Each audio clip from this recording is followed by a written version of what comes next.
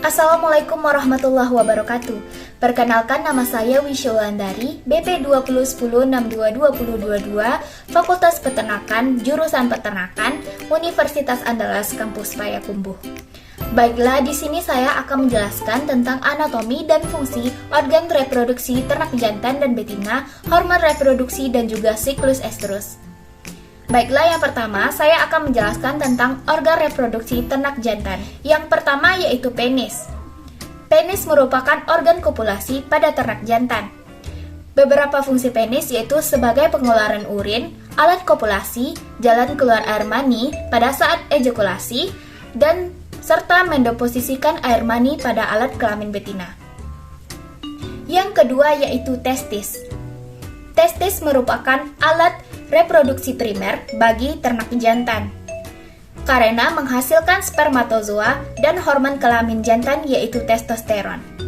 Spermatozoa dihasilkan dalam tubulus seminiferus yang dipengaruhi oleh hormon FSH, sedangkan testosteron diproduksi oleh sel-sel interstitial dari sel Leydig atas pengaruh ICSH. Yang selanjutnya yaitu skrotum. Skrotum adalah dua lobus kantong yang membungkus testis. Skrotum berada di daerah inguinal di antara dua kaki. Kulit di daerah skrotum berambut halus dan jarang, serta kurang mengandung lembab di bawah kulit. Skrotum berfungsi untuk melindungi dan mengatur temperatur testis sehingga 4 hingga 7 derajat Celcius di bawah temperatur tubuh, dan spermatogenesis, yaitu proses pembentukan sperma, berlangsung secara normal. Selanjutnya yaitu epididymis. Epididymis merupakan saluran eksternal pertama yang keluar dari testis di bagian ujung testis dan menurun longitudinal pada bagian permukaan testis. Fungsi epididymis yaitu sebagai depot atau gudang spermatozoa, untuk maturasi atau pematangan spermatozoa, selanjutnya untuk meningkatkan konsentrasi spermatozoa, dan untuk transport spermatozoa. Selanjutnya yaitu vas deferens. Vas deferens merupakan saluran yang berperan untuk mengangkut spermatozoa dari ekor epididymis sampai ke uretra. Dindingnya mengandung otot-otot yang tebal dan licin, berguna untuk pengangkutan semen waktu ejakulasi. Selanjutnya yaitu uretra. Uretra adalah saluran ekskretori bersama untuk urin dan semen. Uretra membentang dari daerah pelvis ke penis dan berakhir pada ujung kelenjar sebagai orificium uretrae externae. Saluran ini dibatasi di bagian dalam oleh epitel peralihan yang berubah menjadi tipe squamosa tersusun dekat dengan ujung kelenjar penis. Uretra dapat dibedakan atas 3 bagian yaitu bagian pelvina, bagian bulbouretralis, dan bagian penis. Selanjutnya yaitu kelenjar aksesoris. Kelenjar aksesoris adalah kelenjar kelamin sekunder pada alat kelamin jantan yang terletak di sepanjang uretra. Kelenjar kelamin sekunder ini terdiri atas vesikula seminalis, kelenjar prostat, dan kelenjar Cowper. Selanjutnya yaitu ejakulasi. Ejakulasi ialah pengeluaran air mani dari penis sewaktu puncak persetubuhan. Tahapannya adalah sebagai berikut. Spermatozoa dari tubulus seminiferus, lanjut ke rete testis, selanjutnya yaitu ke ductus efferens, lanjut ke epididymis, lanjut ke vas deferens, dan kontraksi otot polos vesica seminalis dan prostat yang akan menambah cairan ke sperma sehingga disebut air mani. Selanjutnya yaitu ductus ejaculatoris dan berakhir uretra. Selanjutnya yaitu organ reproduksi ternak betina. Alat kelamin betina terdiri atas sepasang ovarium yang menghasilkan sel telur atau ovum, oviduct atau tuba fallopi, uterus atau rahim, cervix atau leher rahim, vagina, vulva, dan klitoris. Yang pertama yaitu gonad atau ovarium. Ovarium merupakan bagian reproduksi yang utama. Ovarium menghasilkan ovum atau sel telur. Oleh karena itu, dalam bahasa Indonesia seringkali disebut induk telur atau indung telur. Selanjutnya, memproduksi ovum. Ovarium juga berfungsi untuk memproduksi hormon estrogen dan progesteron. Dengan demikian, ovarium merupakan organ sitogenik dan endokrin, yaitu suatu organ yang menghasilkan sel dan hormon. Selanjutnya yaitu oviduct atau tuba fallopi. Oviduct sapi betina merupakan satu pasang saluran yang berkelok-kelok dan berjalan dari ovarium ke bagian yang sempit, cornua uteri. Saluran ini terletak di lipatan peritoneum yang disebut mesosalping yang berasal dari lapisan lateral dan ligamen besar. Oviduct atau disebut juga dengan tuba Fallopi adalah saluran yang berpasangan dan berkonvolasi yang berfungsi untuk menghantarkan ovum dari tiap ovarium menuju ke cornea uteri, menyalurkan spermatozoa dan zigot serta merupakan tempat terjadinya fertilisasi antara ovum dan spermatozoa. Selanjutnya yaitu uterus.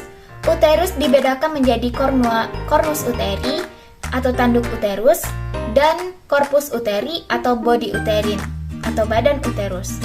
Uterus sapi sama seperti pada ternak besar lainnya, berbentuk bipartitus.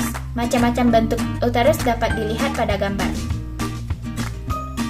Fungsi dari dinding uterus yaitu untuk transportasi spermatozoa, kontraksi otot uterus, meningkatkan daya gerak spermatozoa, menyerap kembali embrio muda yang mati, serta mempersiapkan spermatozoa untuk fertilisasi, memberikan lingkungan yang baik untuk embrio, membantu penghidupan dan pertumbuhan fetus, membantu melahirkan fetus, dan membantu kebuntingan, serta mengecilkan korpus luteum.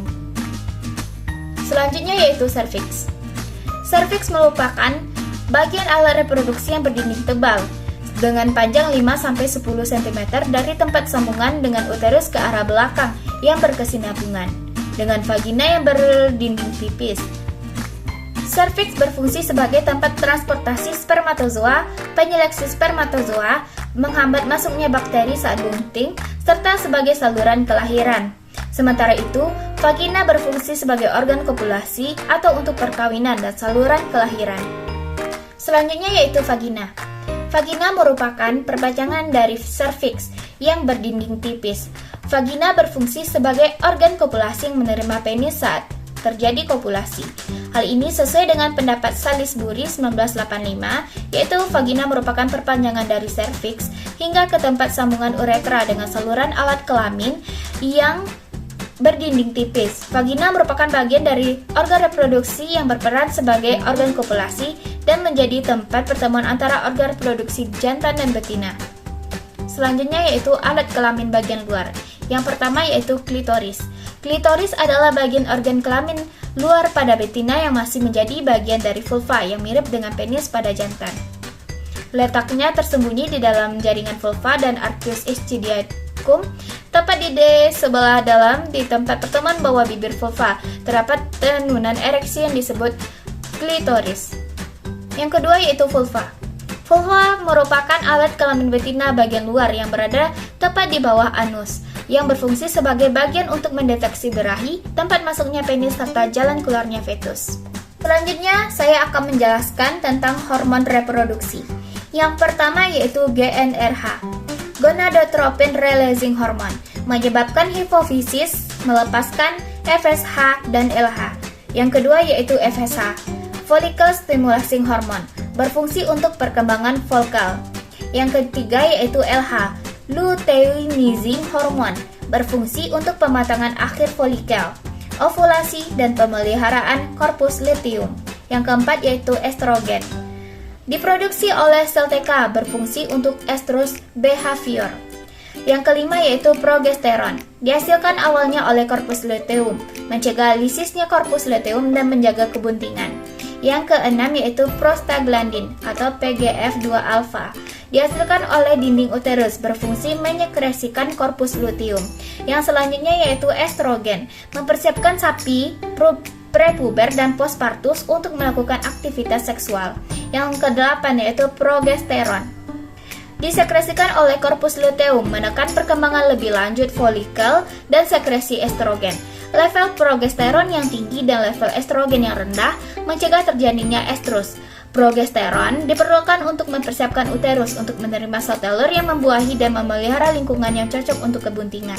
Selanjutnya yaitu follicle stimulating hormone, FSH, dan luteinizing hormone, LH, disekresikan dan dialirkan melalui darah ke ovarium. Lanjut yaitu FSH dan LH dimediasi oleh gonadotropin releasing hormone atau GnRH dari hipotalamus yang memberikan sinyal pelepasnya dari hipofisis anterior. Selanjutnya yaitu FSH, menstimulasi pertumbuhan dan perkembangan dan fungsi folikel. Lanjut, LH, menyebabkan ruptur folikel saat ovulasi dan perkembangan korpus luteum selanjutnya. Yang selanjutnya saya akan menjelaskan tentang siklus estrus atau juga disebut dengan siklus birahi. Birahi adalah suatu kondisi ketika sapi betina bersedia menerima pejantan untuk kopulasi. Kopulasi menghasilkan kebuntingan dan selanjutnya dapat menghasilkan anak. Jarak antara birahi yang satu dengan birahi yang lainnya disebut dengan siklus birahi.